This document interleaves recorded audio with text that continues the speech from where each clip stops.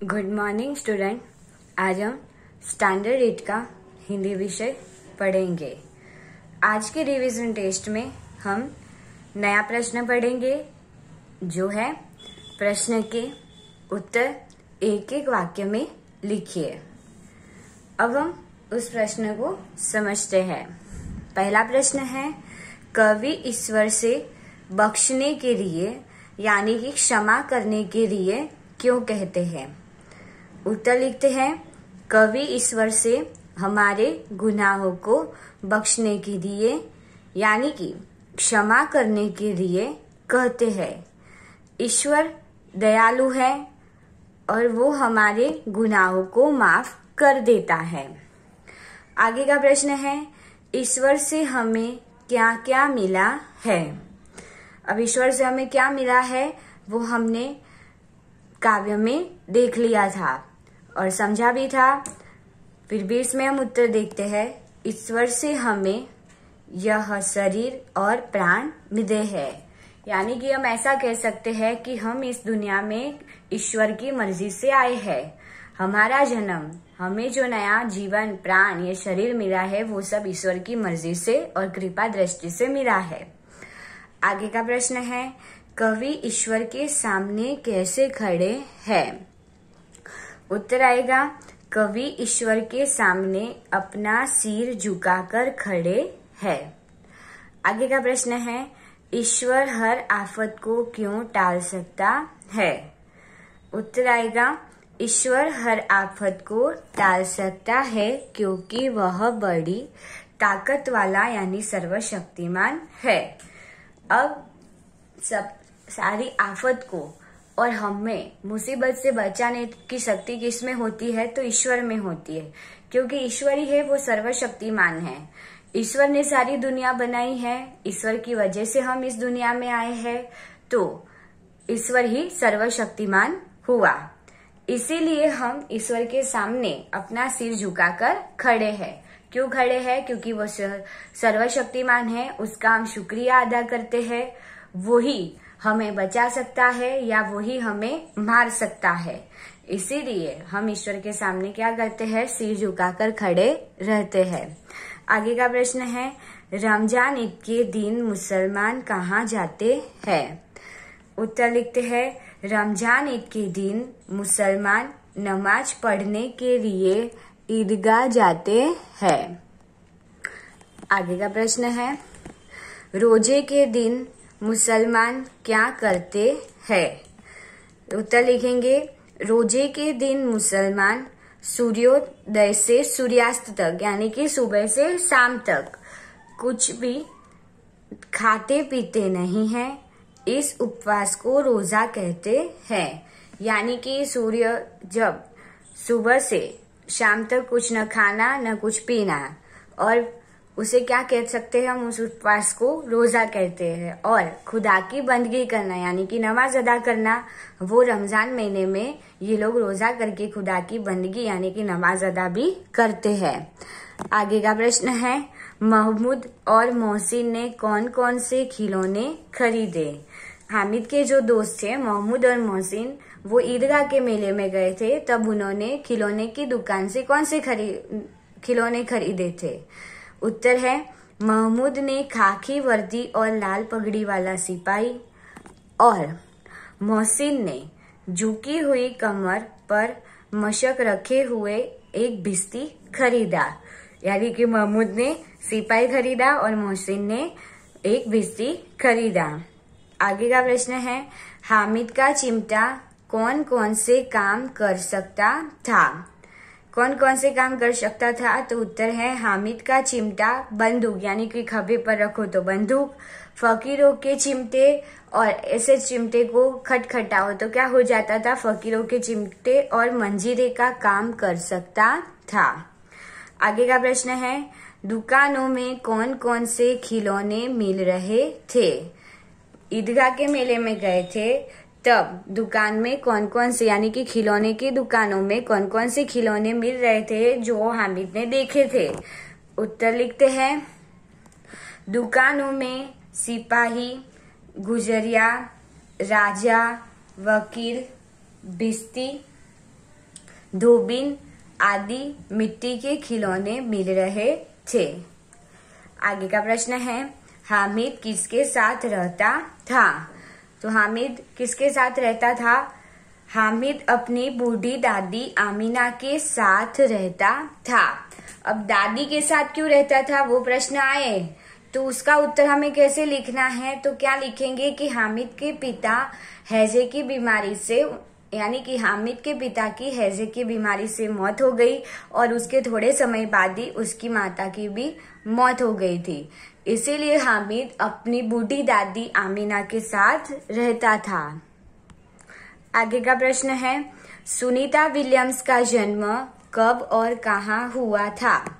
अब उत्तर लिखते हैं। सुनीता विलियम्स का जन्म 19 सितंबर 1965 को अमेरिका के ओहियो में हुआ था। अमेरिका का जो ओहियो नगर है, यानी कि ओहियो शहर है, उसमें हुआ था।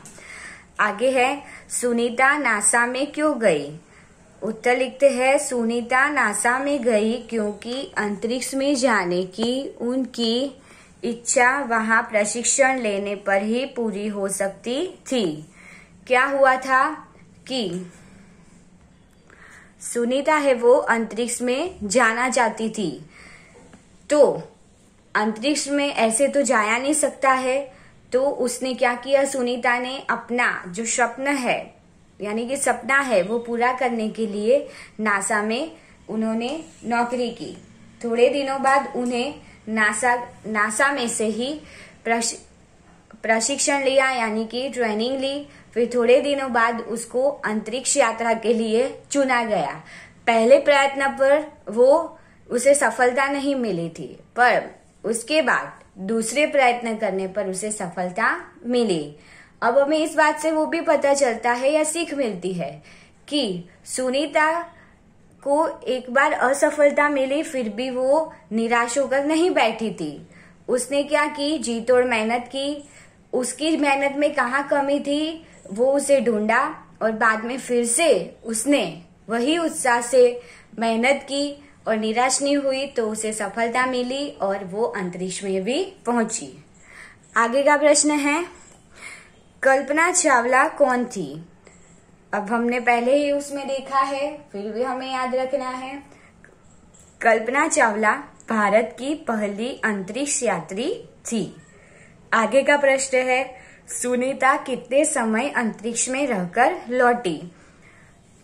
यानी कि उस अंतरिक्ष यात्रा में वो कितने समय तक रही, अंतरिक्ष में कितने समय रही? उत्तर है, सुनीता 194 दिन 18 घंटे और 58 मिनट अंतरिक्ष में रहकर लौटी, यानी कि 194 days 18 hours and 58 minutes.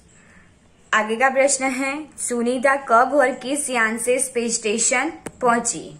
Space station यानी कि अंतरिक्ष में कौन से यान से गई थी, उसका नाम लिखना है।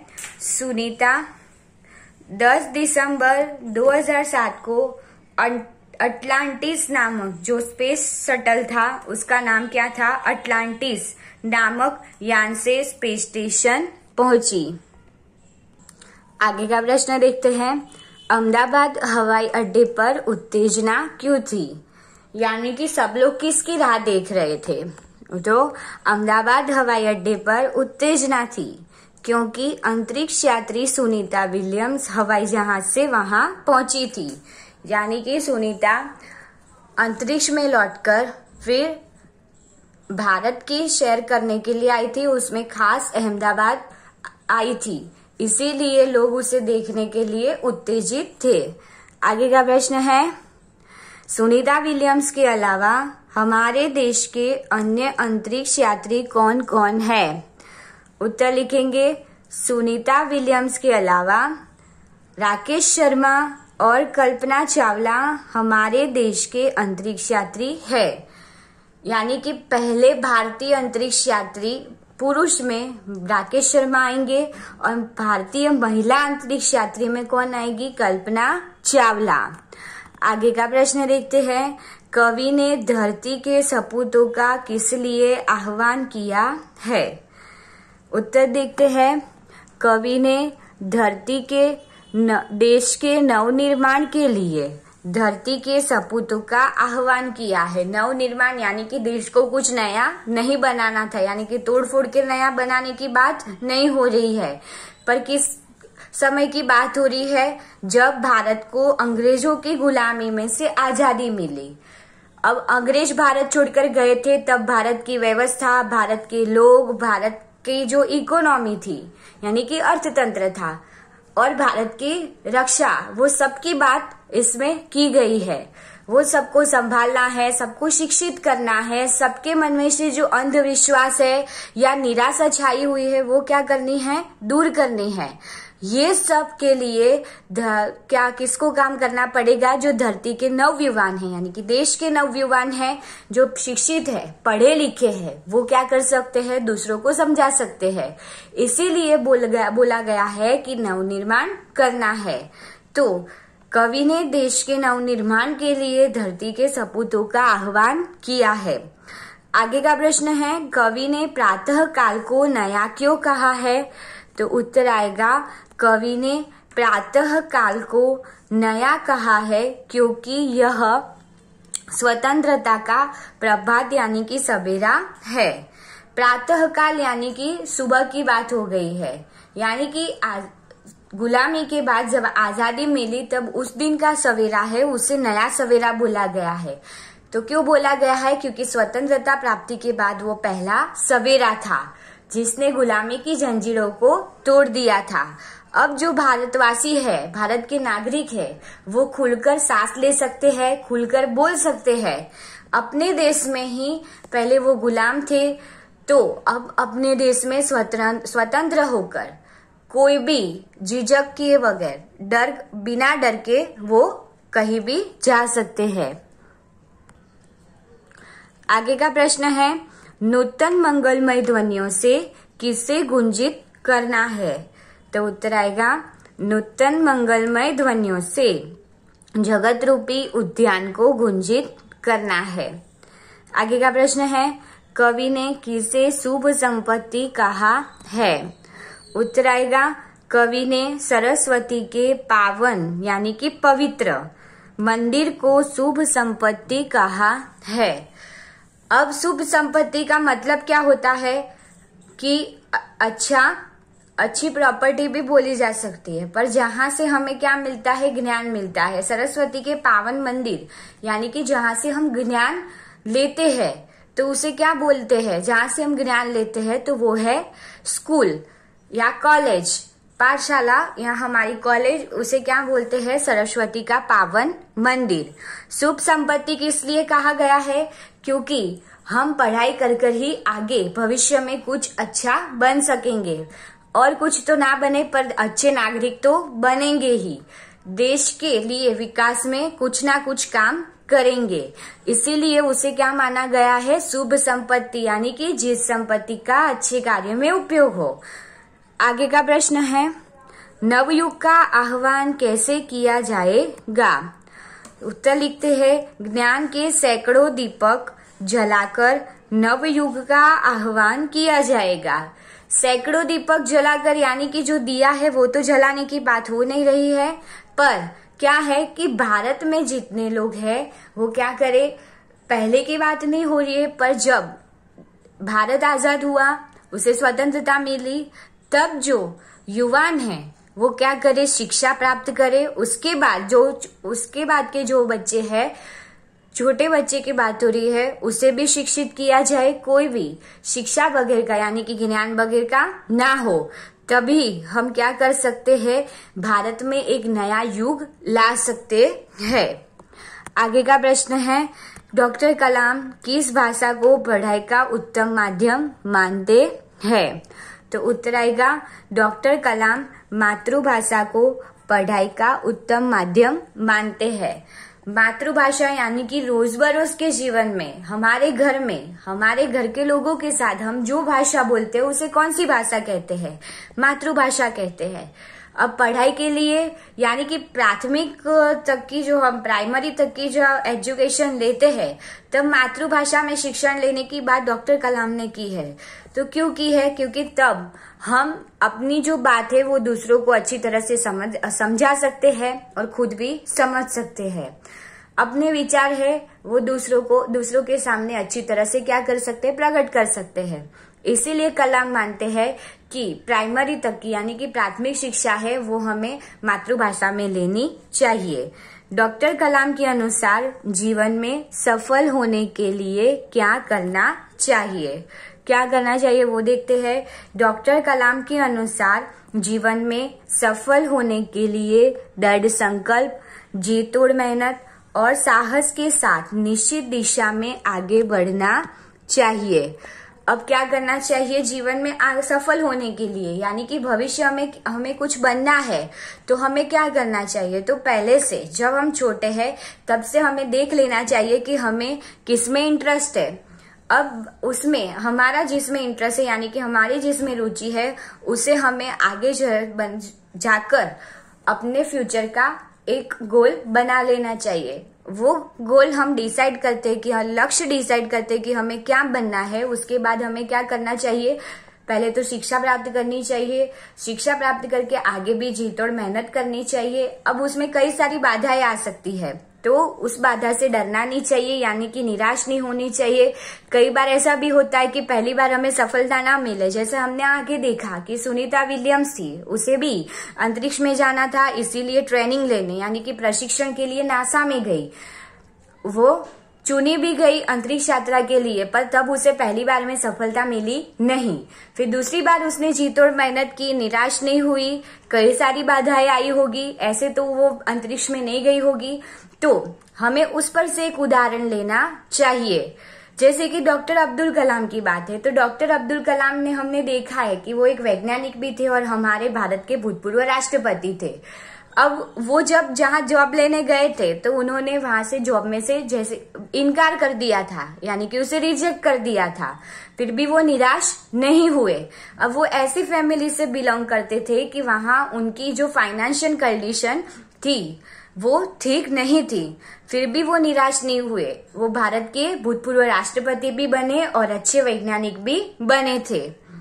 तो हमें इस सब पर से क्या लेना चाहिए? प्रेरणा लेनी चाहिए कि कोई भी काम हो उसमें कई सारी बाधाएं आए पर वो काम को ऐसे निराश होकर छोड़ देना नहीं चाहिए। उसे पाने के लिए हमें क्या करनी चाहिए? मेहनत करनी चाहिए, तो हमें आगे जाकर सफलता मिलती ही है। डॉक्टर कलाम के अनुसार साहस की परिभाषा क्या है? उत्तर है डॉक्टर कलाम के अनुसार अपनी जान की परवाह किए बिना दूसरों को संकट से बचाना ही साहस है। यानी कि कई बार कोई एक्सीडेंट हुआ है या कोई आदमी ऐसे गिर गया रास्ते पर, हम देखते हैं काफी लोग देख के चले जाते हैं। क्यों चले जाते हैं? कि भी हम उसकी मदद कैसे करें, किस तरह बचाए या बचाए तो पुलिस केस के झमेले में जाना पड़ेगा, वो सब देखते हैं। पर तब हमें क्या करना चाहिए? हमारा नहीं सोचना चाहिए, दूसरे आदमी जो अभी जीवन और मौत के बीच में झूम रहा है उसकी क्या करनी चाहिए? मदद करनी चाहिए और उसका जीवन बचाना चाहिए। आगे का प्रश्न है जनसंख्या वृद्धि को रोकने में कौन सहायक है? यानी कि जो पॉपुलेशन बढ़ रही है तो उसे कैसे रोका जाए? तो उत्तर है जनसंख्या वृद्धि रोकने में छोटा परिवार सुखी परिवार की मान्यता सहायक है। आगे का प्रश्न है महात्मा गांधी के राजनीतिक सिद्धांत की क्या विशेषता थी? यानी कि महात्मा गांधी ने जो राजनीति में पॉलिटिक्स में जो सिद्धांत अपनाए थे उसकी क्या विशेषता थी? तो आगे देखते हैं। महात्मा गांधी के राजनीतिक सिद्धांत की यह विशेषता थी कि उन्होंने अपने राजनीतिक सिद्धांत में निष्ठा के साथ सत्य, अहिंसा और निस्वार्थ की भावना शामिल की थी। यानी कि महात्मा गांधी क्या है? सत्य अहिंसा के पथ पर चलने वाले, यानी कि वही विचार से चलने वाले इंसान थे। कभी भी उन्होंने अपने जीवन में, राजनीति में या अपने काम में कभी भी झूठ को स्थान नहीं दिया था। तो यही उनकी क्या थी? विशेषता थी, यानी कि अच्छी बात थी। मंच पर बड़ी कुर्सी का न होना किस बात का सूचक था? मंच पर बड़ी कुर्सी का न होना इस बात का सूचक था कि भविष्य में अनुत्पादक यानी कि जिस चीज की जरूरत नहीं है, जिससे देश को कैसे ऐसे फालतू खर्च होता जाता है, उसे क्या बोलते हैं, अनुत्पादक वस्तु पर अनावश्यक खर्च नहीं होंगे, यानी कि ऐसे फालतू खर्च नहीं होंगे। स्टूडेंट, आप लोगों ने प्रश्न के उत्तर एक एक वाक्य में लिखे, ध्यानपूर्वक सुना होगा और समझा होगा। Thank you.